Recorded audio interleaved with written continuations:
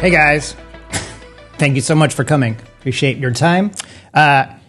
Okay, so before we even get started, I'm gonna give a few more minutes for folks to come in because I know we said we'd start right at 10, and here we are. But just real quick, I like to do surveys of everybody whenever you come in. So I'm trying something a little new this time. I'm running this entire thing through a kind of live production software called Ecamm.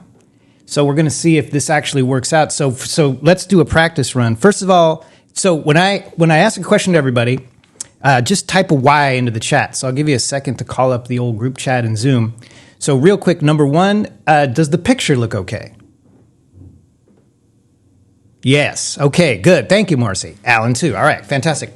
And sound sounds okay. You don't hear any like weird echo, or does it seem out of sync? Sounds great. Okay, fantastic. All right. Well, cool. Well, I'm very excited to have everybody here. No echo. Okay, fantastic. And so when I pipe in the music, and again, sorry to make you my guinea pigs, but, I got to do this somehow. Music comes through, should come through now.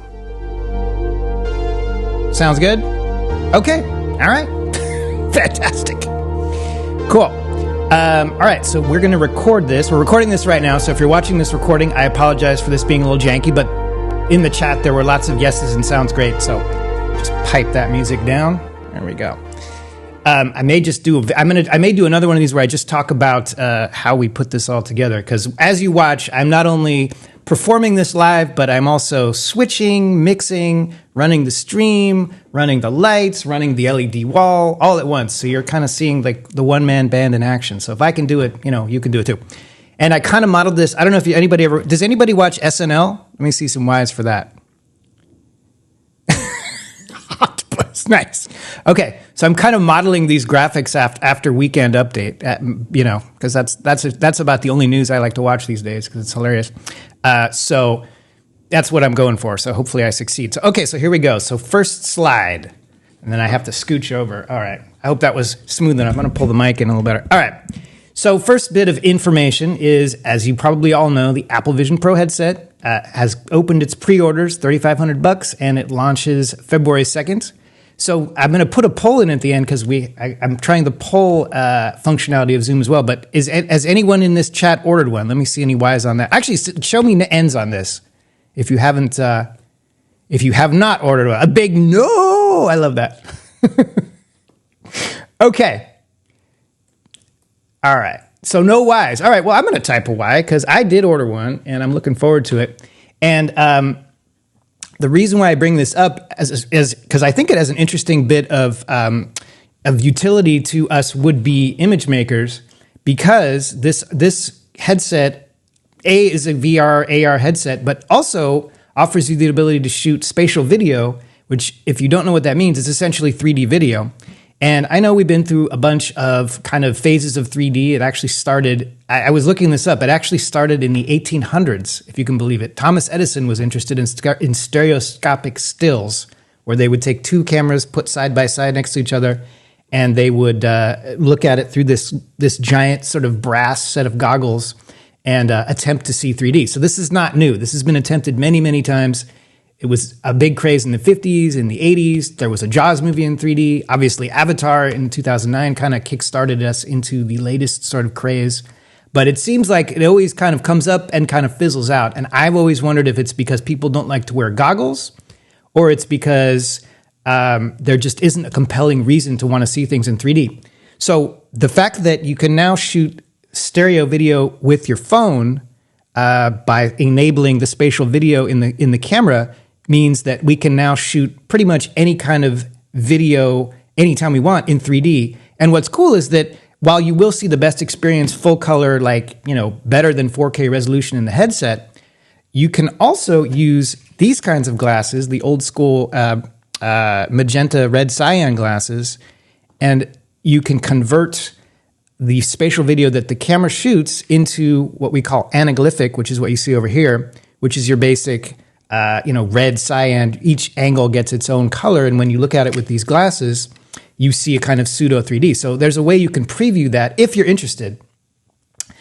without having to spend $3,500 on the headset. And of course, yes, it does a bunch of other awesome things, but that is, I think, possibly what will be a killer app. I've been shooting a ton of these videos over the holidays. I just went overseas and shot a bunch of videos, and I think it might be interesting to, have and share those memories amongst everyone. So anyways, that's that. Look into it. I'll be doing a report on the headset as soon as I receive it, hopefully February 2nd or beyond. So that's that. And again, you can shoot these videos right now. So, there's no reason not to try it out at least. So that's spatial video with the Apple Vision Pro. Next bit of information that's kind of interesting. There's a new virtual production coming out. It premieres January 26th. Who has Apple TV? Let's see some whys on that. Apple TV Plus. Who's a subscriber? Alan's a subscriber. Fantastic. Nobody else. Okay. Feel free to type N's too if you're not a subscriber to Apple TV Pro. Apple TV Plus. But anyways, so this show is a production of Tom Hanks and Steven Spielberg, and it's sort of a follow-up to their prior two series, which were kind of spin-offs of Saving Private Ryan. So it's kind of a long tail bit of World War II action, kind of films. And this one's cool because it takes place in the world of B-17 bombers in World War II. And so for virtual production, what they did was they actually took replicas of these giant planes, brought them into a studio, and surrounded the planes with LED volume, so that, as the actors were fighting these aerial battles, they would see planes flying by that they could aim their machine guns at and duck and all that kind of stuff. So it'll be interesting to see how that plays out. I'm working on a story for that right now for American Cinematographer, and it's really fascinating. It sounds like a massive production, and it's if you're any kind of World War II buff and you've ever read this book Masters of the Air, you'll see it's quite an insane production, a situation that they had to deal with, and I think having seen a little bit of this show, they captured quite well the intensity of what these guys went through, and so I hope that'll be a big hit. So what else? SMPTE 2110. I was at. I'll get into this in a second, but I was at a little video summit yesterday where this was coming up quite a bit. Who has anyone started to dabble in 2110? I know some of you guys might know something about this, but basically this is an attempt to give a new infrastructure to video routing. And since when you're in an LED volume, there's a whole lot of video going on between the cameras that are shooting what's on the screen and also the content that's streaming out to the screen itself, which is often 3D stuff coming out of Unreal, but is also a lot of the times video plates if you're doing like driving shots, that kind of thing. So having the ability to streamline your entire video and IT pipeline into one single Ethernet connected network is pretty interesting and attractive. This is sort of like NDI on steroids because it basically allows you to route video and audio at very high quality, very high bandwidth, and very good timing. Everything is really well timed. And I have one of these little guys from Blackmagic. This is the SMPTE 2110 converter. So with this guy, I can do 3 HD SDIs in and 3 HD SDIs out, and then patch that in through Ethernet, and anything that goes into these 3 inputs will be going across Ethernet. And if I have another one of these guys on the other side, the 3 outputs will also be coming through. So essentially, instead of running HD SDI through cables through very long runs, which can be annoying, I just have one Ethernet cable going to a network, and boom, I'm good to go. Now, the only trick that I'm learning with this stuff is that you really need a very robust network. This guy requires like a 10G switch everywhere, so you can't just patch it in if you have a couple of standard sort of Netgear routers. You really need something pretty beefy. So, I'm working on that. I've heard there's some other possible hardware out there that might run SMPTE 2110 on less robust networks, but we'll see. So it's brand new, so maybe something to look into. What else? All right. So yesterday I was at the Silicon Valley Video Summit, and the topic that came up other than virtual production and SMPTE 2110 is AI. Lots of AI going on. Oh, yes, exactly. And PTP clocks. Thank you, Ivan. lot of time code running around. So Silicon Valley Video Summit, I ran a panel there with some very distinguished guests that are working in AI in a lot of different ways. And one of the things that we talked about is the kind of difference between generative AI and utility AI. Generative AI is, an AI that takes a prompt and creates either an image or sound or video. And there's some controversy on that, of course, because that training data that makes all that possible is oftentimes scraped from the web at large, and there's no attribution, there's no compensation. And so there could very well be a reckoning to be coming for those AI tools that have not licensed that data, because the law has not caught up with that. There's no legal framework for how that happens. So we're kind of in this Napster phase where, essentially they're scraping data for free. The artists aren't getting paid, and they're generating new data, and they're charging for that generation. So it seems like ultimately that's going to have to lead to a situation where artists will be fairly compensated, and the AI tools can continue to be developed. Because if it continues as it is now, it could ultimately lead to less people wanting to even make art, knowing that it's just going to get stolen and put into these AI systems. So, that's an interesting challenge. I don't know if there's any lawyers in the room, but could be a lot of business coming your way. But the other type of AI that we talked about is a little less controversial, which is we call utility AI. And this is the kind of AI that's been around forever. This is, the AI that you have in your Photos app on your phone, where it essentially is able to look at whatever you're shooting, classify it, help you decide if it's a particular person, a location, and it doesn't really steal anything or take any data that isn't, just really basic kind of metadata kind of information.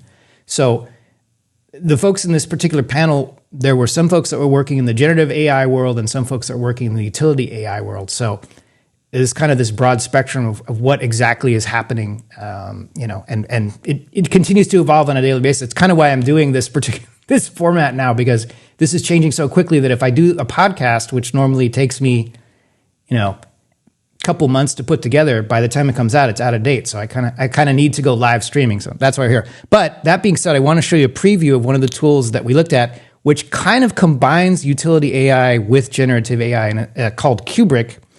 And this works in virtual production. One of the main sort of pain points of virtual production is you want to have these backgrounds ready to go before you shoot.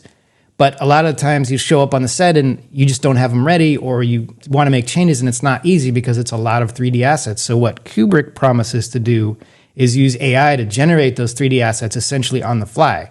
Like the dream is you basically walk into an empty virtual production stage and you just say, I want to see this, and boom, in like 3 seconds, Cuebric starts building it and you're ready to shoot. That's the dream. So take a look at this clip.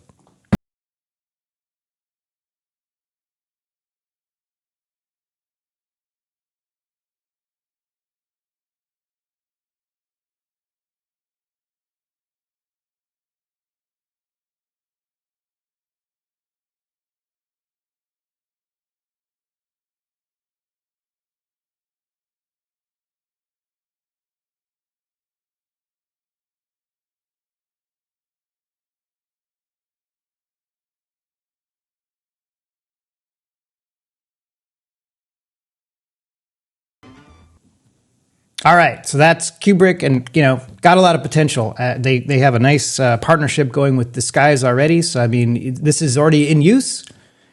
Whether it'll catch on, whether this is the way we take this stuff, from now on, remains to be seen. But an interesting development.